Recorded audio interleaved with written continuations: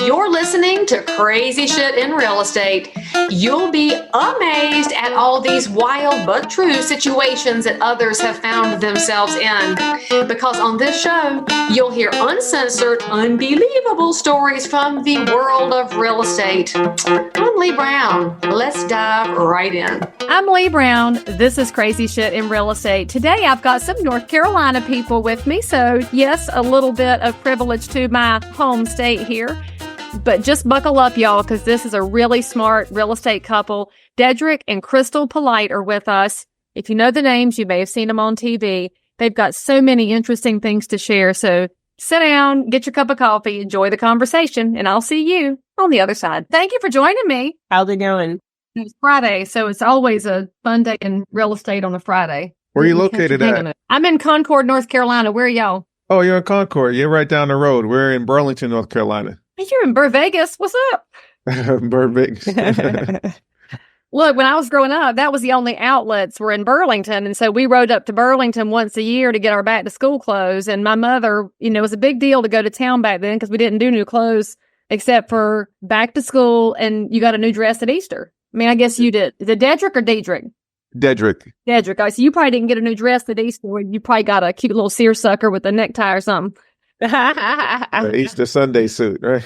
I mean, there was something to be said for that. Get your new patent leather shoes and look good. So, yeah. So, are you from Alamance County? Krystal's parents are from here. Yeah. I'm from South Carolina, but we both grew up in Boston. We've been here about 10 years now. So, you're going to be like the luckiest people in the area because you're getting the first Buc-ee's that we have in the area. Yeah. Coming to Mebane, Alamance County. Love Buc-ee's. That place is dangerous. Yeah, never heard of it until we figured out it was coming here. Oh, honey, wait, have you been to one yet? No. I mean, it's just hard to explain it because it's everything. Y'all will buy your closing gifts there. You just wait. You can go in that little store. There's all these little cute home goods and the brisket's good and the bathrooms are clean because, that's very important to, ladies traveling. Got to have clean bathrooms. And they're big enough for caregivers, which I think is great since I'm dealing with aging parents myself. Oh, that's awesome. That's what everyone says. You fixing to find out, and then you'll make a fortune off of it. So anyway, welcome to the show. It's nice to meet you guys in person. And pronounce your name for me. Is it Polite? Polite? I didn't know if it was like the French version or what. No, it's Polite. Oh, just Polite? Yep. Well, tell my audience a little bit about y'all, how long you've been in and around real estate, a little bit of a snapshot of who you are. Yeah, so we're Dedric and Krystal Polite. We're real estate investors. We're also entrepreneurs. She's from North Carolina. I'm from South Carolina originally. We grew up in Boston. Now we're back in North Carolina. This is home now. We started out working in corporate America, did what our parents told us to do, go to school, get good grades, get a good job. I didn't like working for someone else, right? I wasn't the best employee, so I always wanted to be an entrepreneur. I met this woman. She's an entrepreneur. I was more of a wantrepreneur. Right. I had what's called paralysis analysis, but she helped me snap out of that real quick. And we dove into investing part-time while we were still working corporate jobs. We started closing some deals and got some deals under our belt, started building a portfolio. And here we are today, a few short years later, financially independent. We own a bunch of real estate, and we also teach people how to invest in real estate. Okay, so I'm totally going to be remiss if I don't ask. Krystal, what kind of businesses have you started? I love people who are willing to go try things. Did they all succeed? Did you have some failures along the way? Give us a little bit of that. A little bit of both, right? So for me, I started my first business at 18 as a club promoter, right? And I was my senior year in high school, and me and my best friend started a club promotion business. And from there, I went on into college and I wrote, produced, and directed my own stage play and took that on tour. And it was great. But of course, you don't know what you don't know, right? So I didn't know the business aspect of it, but I had a partner who I thought did. And then, when you don't know what you don't know where the money's going. So from there, it was always about a business for me. So I had a nonprofit where I was working with kids. And then when I met Dedric, we started businesses together within like 2 months of dating because it was important to me to know that I not only had a mate, but I had a partner, right? Because that was the ultimate goal. I needed a partner in life, but also in business.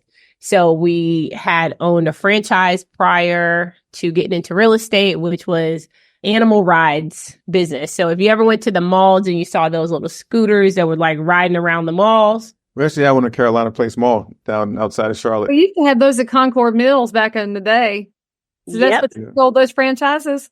Yeah, so it was called Zufari. So we owned 3 locations in and around North Carolina. Then we had some up in New England as well, which is where we're from originally. And then first business we had together was Airbnb. That was 2012. We started Airbnb in my apartment out together. So within like 4 short months, we made about 40,000 and just doing Airbnb. And this is when it was super young. So I think Airbnb had only been around maybe 2 years prior to us getting into it. Like I told him on our first date, it was a business meeting, right?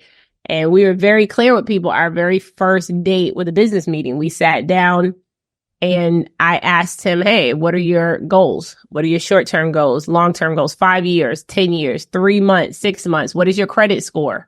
Do you plan on living here forever? Because if you are, I'm not. I don't plan on living here forever. I plan on moving within the next year or two. So we really got out of the way, the stuff that most people wait too long to figure out. Yeah. I mean, I think you ought to take that personal story to the youth group at the church and say, listen, young people, there is a great way to ask questions. And it does sound so cut and dried, but you're right. It's part of the big picture of, is there potential here before you yoke together and figure out if it's going to work? Although, Dedric, you're a brave man, because that would have scared a smaller man off, I think, to have to have a business owner come at you. And obviously you strong enough to answer the questions, and look how well it's worked for both of you. Yeah, I mean, it was actually refreshing for me, right? Because once we got all the superficial, I like you, you like me out of the way, I was looking for a wife as well, right? I didn't think I would settle down till many years later until I met her, but she was super intelligent, super passionate about what she wanted to do, and very smart. So I'm like, hey, this is someone I can build with. Again, I don't just want a pretty face, even though she's beautiful. I want someone that has some ambition and some goals, and we can build something together. So it was refreshing for me. I love that. All right. So let's talk about getting into Airbnb way before I think people even knew it was an option. And of course, now you fast forward a dozen years, that's the only way some people travel. And everybody's tried to get into it. So of course, now we have a glut in certain marketplaces, not everywhere.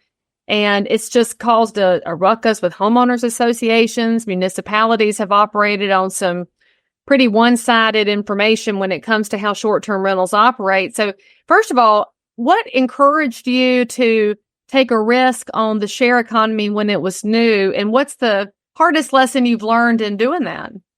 I was working a job for a startup in Cambridge, Massachusetts, and I got laid off. I got fired. And I was all devastated, all depressed, moping around the house. We had just started dating. And she saw me in my sad state. And she was like, dude, what are you doing? Like, I had never been fired before. And she was like, dust yourself off. Listen, you didn't lose a job. The job lost you. Now you can focus on what you're really passionate about. So after wallowing in my misery for a few weeks, and she gave me a kick in the pants I needed, she was like, look, ride your motorcycle, clear your head, and like focus on what you're really passionate about. So I was like, you know what? There is this thing called Airbnb. One of my coworkers told me about. Every time he goes out of town, he rents out his place and it pays for his weekend trip. So maybe we can do that, because you're always at my place and your apartment's always sitting vacant. Maybe we can rent out your apartment. And, you want to say what your response was and what happened so there? when he told me that, I was like, okay. He was like, oh, well, your brother lives there. I said, well, he did. Give me a second. I got on my phone. I called my brother and I said, hey, you're going to have to be out in 2 weeks. He was like, oh, okay. So I guess we're doing that. I said, yeah. So what's next? What do we need to do? And I was trying to show him and also educate him that I'm willing to take a gamble on you. You got to be able to gamble on yourself as well. And I'm willing to believe in you. I need you to believe in yourself just as much. So once he said, okay, well, all right, let me do some more research. And he went back and figured out all the stuff that we needed to get going. I set up our account on Airbnb and we started getting the furniture and everything moved in. But we learned a lot of lessons also with that, right? Because we started so new. There was no courses out. No one was educating you on Airbnb. We got bookings right away. Immediately we got booked. But then we also learned lessons, right? When we first got started, we was renting all of our furniture, right? And we didn't realize. Couldn't afford to buy it at the time. Exactly. So didn't realize, oh, this is eating into our profits. So after a few months, we bought the furniture. Exactly. And then we were doing it in my apartment. Right. When, back then you weren't able to sublease, and then you had to speak to the landlords. So after about 4-5 months, we ended up getting, Neighbors started complaining. yeah, people are coming and going and da-da-da. So then they found out we were Airbnb in it. And then I got evicted. Well, it was perfect timing because we were just about to relocate to North Carolina. And people always ask me like, well, what did you think? How did you feel? Me and Dedric are opposite when it comes to a lot of things. And when it comes to that, I tell people fired don't mean final, and neither does evictions. Okay. So when it was like, oh, yep, you got to move out, I was like, We're living together. moving on. Now that we know that this works and this proof of concept, we proved we made $40,000 in 4 months. Whether I live here or I live somewhere else, we now know we have something that really truly works and we can make money from. Well, and that hasn't changed it. No matter what kind of real estate investing you do, how many people forget to button down all the details at the beginning because it is kind of bright and shiny and they don't check. Yes. They don't check the neighbors, the HOA, and all the rules, which I think that's how we've gotten in this mess with so many municipalities. There were people breaking the rules, and I don't think they were malicious. It was just, asking the questions too late. But you said something that I think is going to be the little cutout for this episode where you said that for you to gamble on him, he had to gamble on himself. I flippin' love that statement because how many people out there don't have a support person who's willing to gamble on them, but they often want somebody else to gamble without gambling on themselves. It's a two-way thing. I love that phrase. And it's the perfect mindset for real estate investing, which does look pretty boring and looks kind of easy if you watch HGTV, which we know is a complete fabrication itself.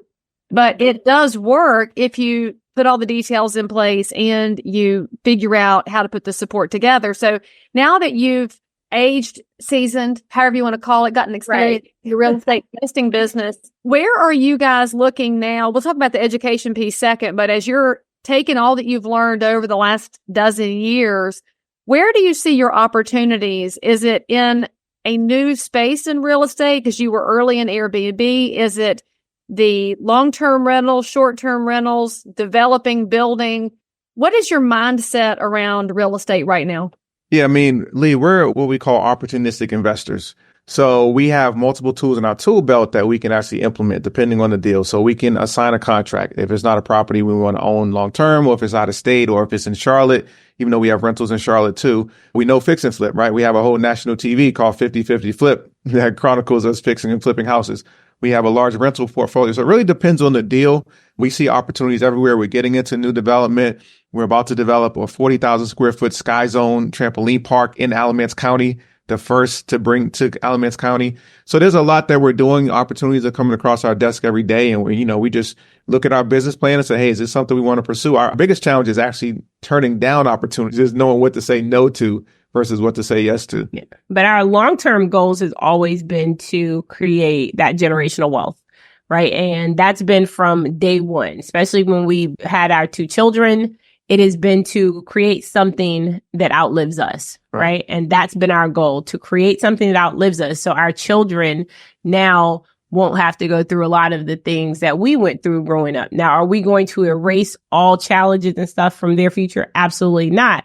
Just like I tell people, we're not giving them anything either. But our children have been in our business since they've been born. So real estate is basically all they know. So for us, it's always been about what can we buy and hold on to that they can now inherit when we are no longer around.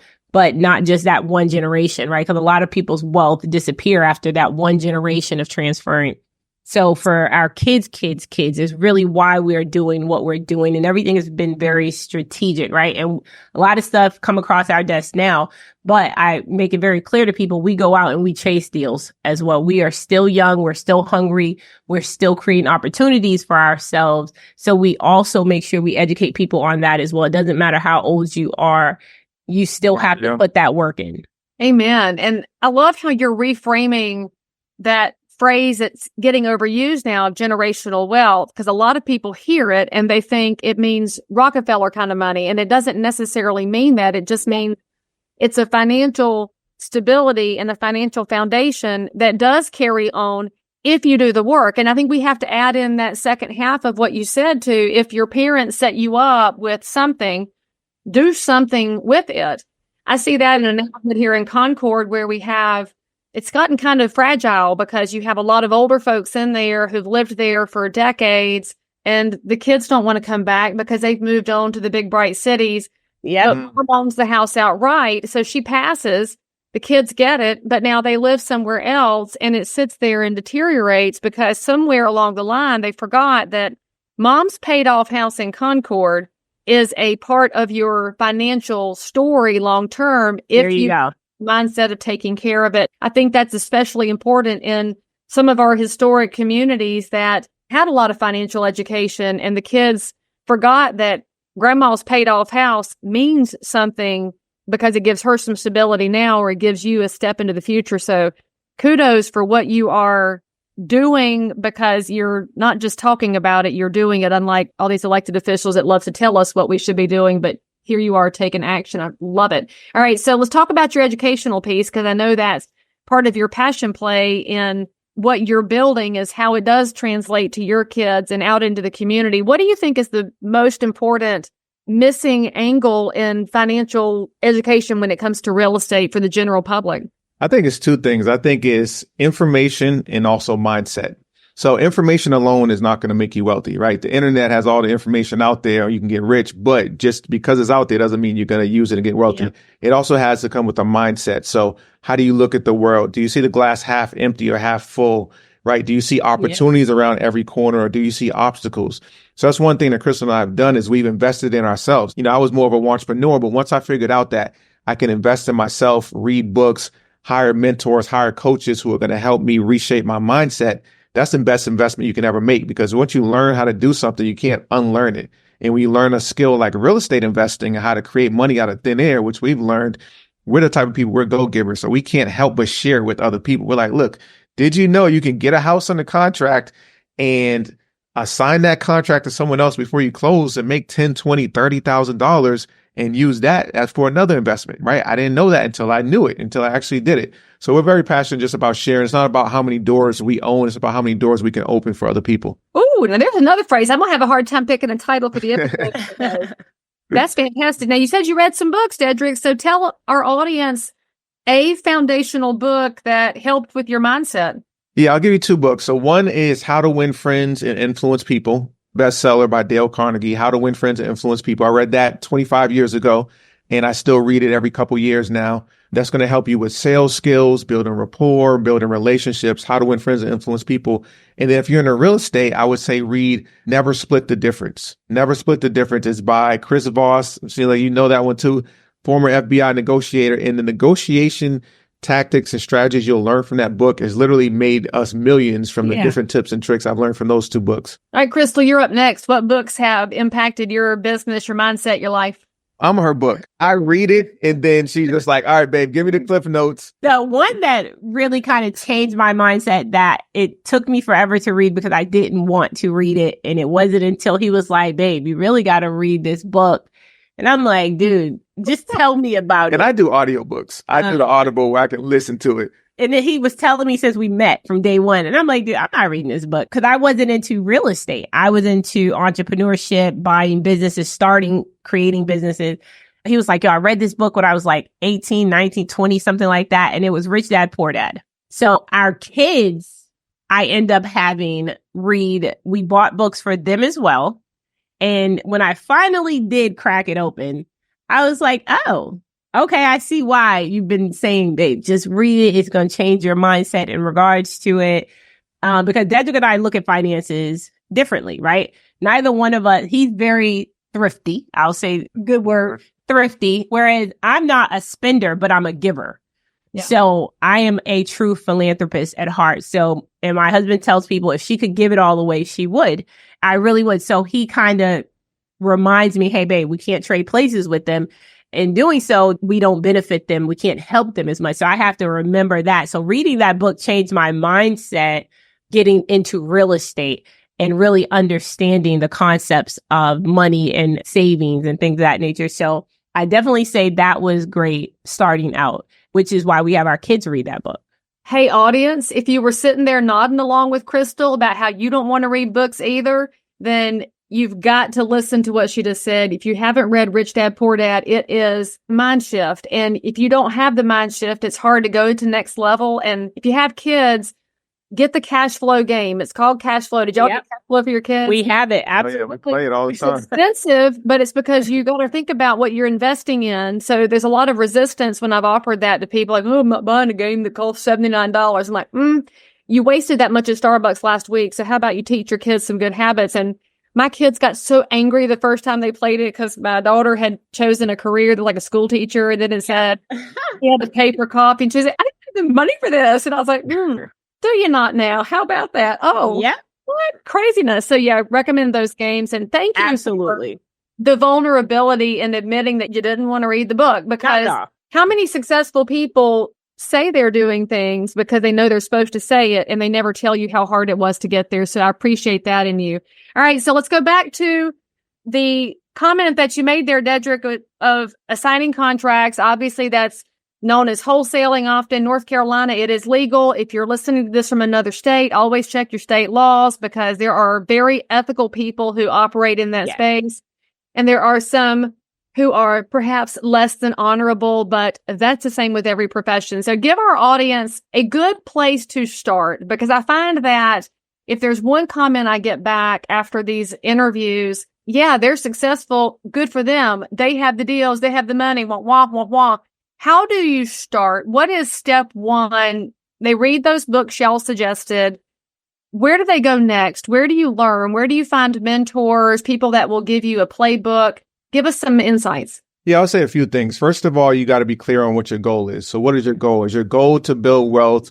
Is your goal to make a lot of money flipping and wholesaling? Because flipping houses and wholesaling houses, you can make a lot of money. You can get rich. We have months we make 7 figures, 6 figures, multiple 6 figures in months, but it's a job. When you're flipping a wholesale, it's a high paying job, but it's a job. When you own a portfolio of rentals, that is more passive income, right? Residual income. So we do both, right?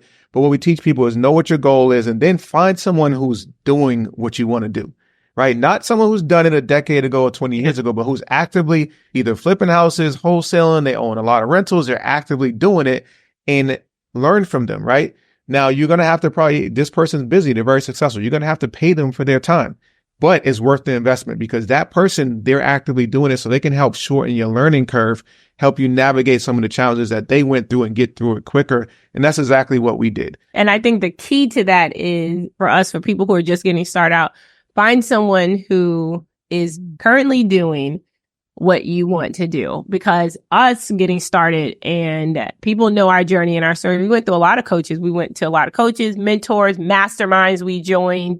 And a lot of them were great, but we also had coaches that did it 30 years ago, 40 years ago, who weren't doing it. Or outdated methods. So the methods were outdated. And we were in the classes like, oh, okay, I don't think people are doing this anymore.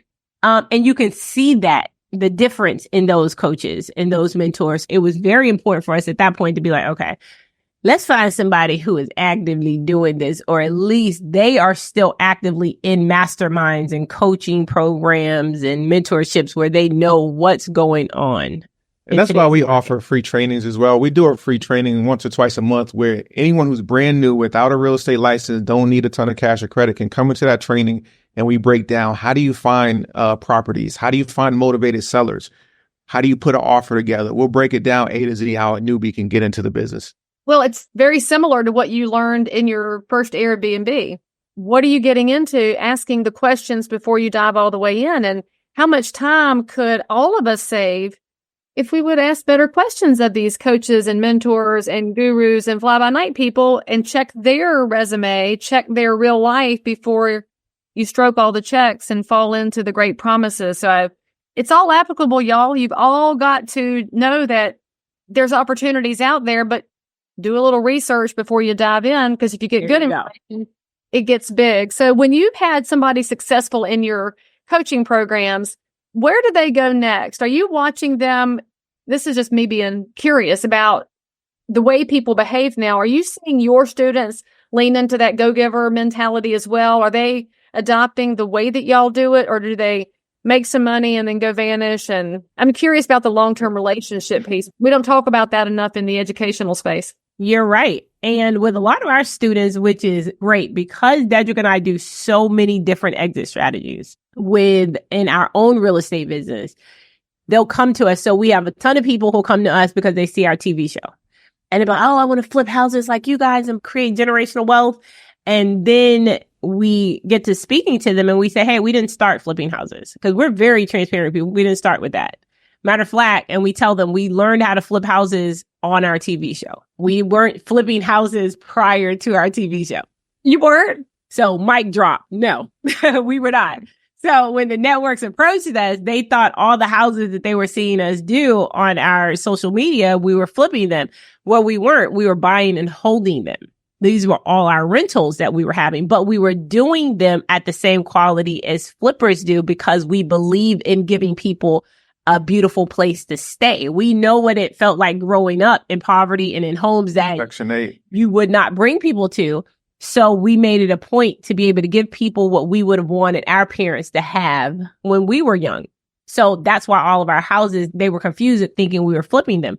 So a lot of our students who come to us stay because they're like, they start off wholesaling. Then they're like, hey, I want to get into flipping too. So then we transition them to flipping based off of their goals. Then they'll go into new development. Then they'll go into, hey, we got some mobile home parks because we own mobile home parks. So now they're like, hey, I got a 4-unit. I got a 6-unit. So they're able to actually grow. Yeah, it's a journey. Real estate is not get rich quick. We tell everybody this is not get rich quick, but it's proven you can build wealth over time if you take action. So again, a lot of our students end up going back and teaching others because they get passionate about it and it changes their life. They go and teach others as well. I love that. And I love your point too of if you take action.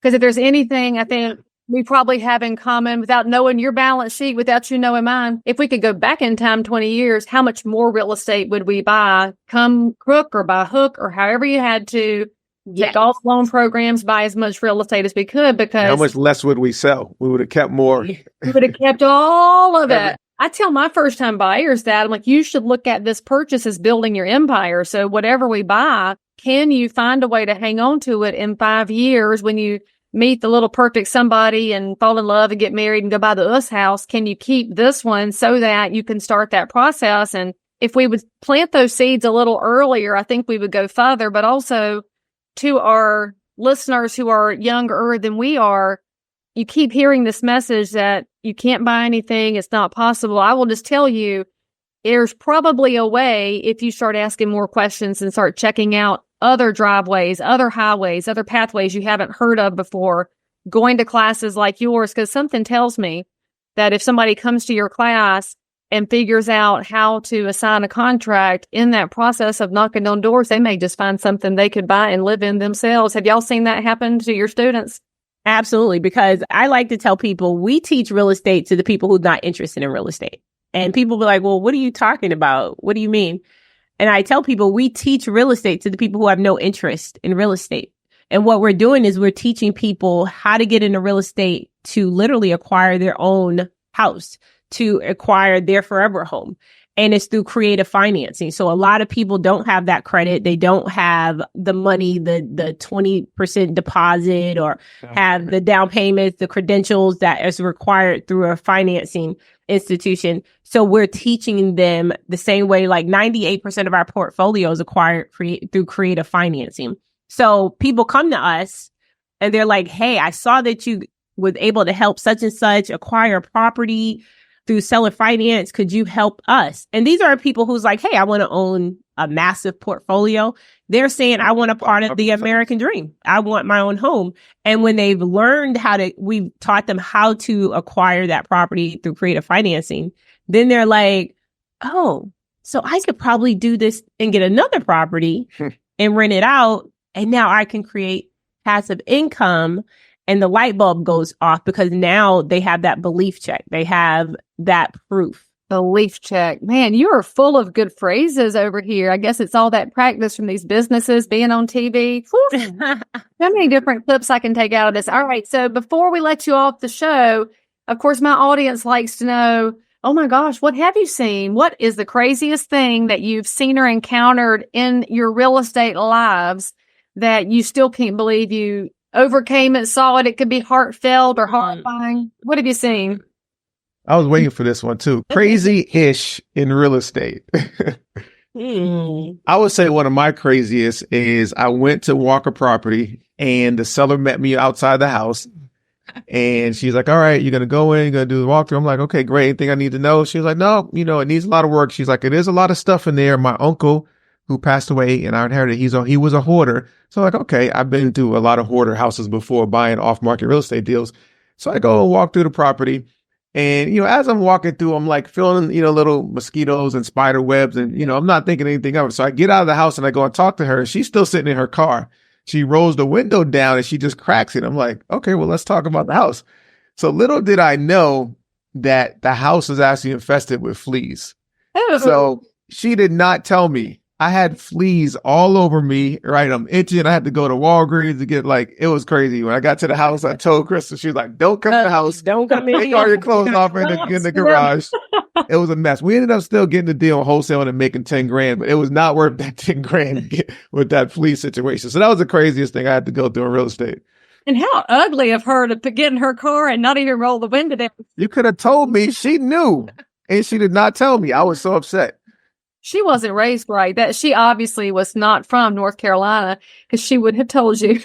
Right. And Common courtesy. Said, hey, we would have still bought the property because we buy them sight unseen all the time. Yeah. But put some bug spray on before you walk in. Right. Like some DEET or something. Yeah, because he definitely couldn't come in the house. I was like, oh, no. We're not doing it. And bag them clothes up and throw them away. Thank you. Yes.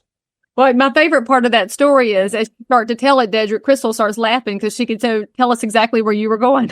It was called the dog house. And the person who lived there had, how many dogs was it? She had like 2 or 3 pit bulls. 2 or 3 pit bulls that never went outside because she was confined to the house as well. And so no one ever went outside. And when you purchase the house, when we purchased it, I literally walked to the door. The smell met us at the door. So I said, oh, okay, I'm out. I did not walk in. I walked to the front. And once it opened, I was like, oh no. Okay. Yeah, we good. Don't worry. That's like, no, just come right here. I'm okay. If you want to buy it, go ahead and buy it. But I didn't walk into it again until we started filming, the day of filming. And when we pulled up, I was like dreading it, like, oh God, what are we about to go into? But when we pulled up and saw the entire crew coming out with gas mask on. That's how bad the smell was. That's how bad the entire crew had on these huge respirators. And they came out and I was like, where is ours? They was like, well, y'all can't have that on while filming. Yeah, we can. And the windows, everything had been open. When I tell you could smell it a block away, that's how the smell turned your stomach. That was like literally one of my worst experiences because we had to walk through that house on film, go back, do it again. Yeah, for a couple hours filming. Hours in that house. And every time they said cut, everybody darted out the door, literally. So did you call animal control? Because those dogs were obviously in terrible living conditions. I mean, I know the human was too, but the dogs don't have any control over that. What do you do in that scenario? Well, for us, we didn't know prior to us buying it. And she was referred to us. And so she told us the backstory before we walked in. You see how she took care of us, and she was like, told Dedric, I'm telling you now, it was a mess, and told it's a bad smell. Didn't tell me about the fleas. Exactly. Yeah, right. The flea lady could learn from Pitbull lady, who at least told. And I got to point one thing out that you just let slip into that conversation. There is so much negative talk in the world about wholesaling, about off-market deals. Y'all, there are some houses that you cannot send a regular old realtor to put it on the market and put it in the system and sell it, because these are really challenging scenarios where you may have some mental health crisis going on with the people who live there. You may have animal crisis, biological hazards. The good thing about a wholesaler assignable market is that there is a way out for the person who's got that house. And I think we shouldn't overlook that. Mm-hmm. This is a necessary need in the market, provided it's handled with honor and integrity, which is obviously the reason y'all are so successful in your businesses. So I can't thank you enough for, well, letting me just kind of ask you lots of random questions that you didn't expect coming on the show. So thanks for coming to hang out with me for a little bit. You are welcome anytime. Thank you for having us. Yeah, we appreciate you having us on anytime. All right. So if my listeners and viewers want to follow up with y'all and find out more about your classes, your business, your TV programs, or everything that y'all are doing, what's the best way for them to follow up with you? Yeah, so the TV show is called 50/50 Flip. So all they have to do is go to Hulu, Amazon Prime, any streaming service, go on 50/50 Flip. It's also on A&E. And then follow us, Be Polite Properties. So anything Be Polite Properties, BE Polite on Instagram, Facebook, YouTube, Be Polite Properties. And we post links on all of our classes and stuff. So we'd love to connect with your listeners. And remember, to be polite means telling people when there's fleas in the house. That's the rule number one. Exactly. Our motto is cost nothing to be polite. And we could all accept that, especially in a crazy election year. That might be a good life lesson. Krystal and Dedric, thank you so much for coming on the show. Y'all say something nice about them in the comments. Ask them a question. Make sure that you go to the show notes for this episode, where we'll have all of their links so you can follow along and hopefully start your own educational journey. Thanks again, guys. I really appreciate you. You're welcome. Thank you. Certainly.